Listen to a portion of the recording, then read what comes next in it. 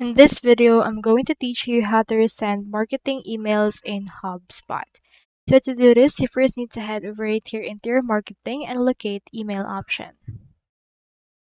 Once you're in there, you just need to head over to the sent option and you can find all the sent emails that you have available.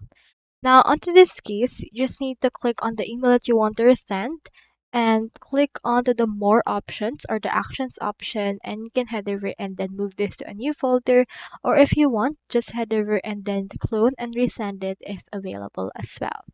You can also click onto the particular action right here that we have. So click onto this and then edit this as usual. You also click onto the actual email, click the option for the actions, send the test email, and then resend it if you would want to. So that's all there is today, and if you haven't signed up for HubSpot yet, make sure to use your affiliate links given in the video description. Thanks for watching, and I will see you in my next video.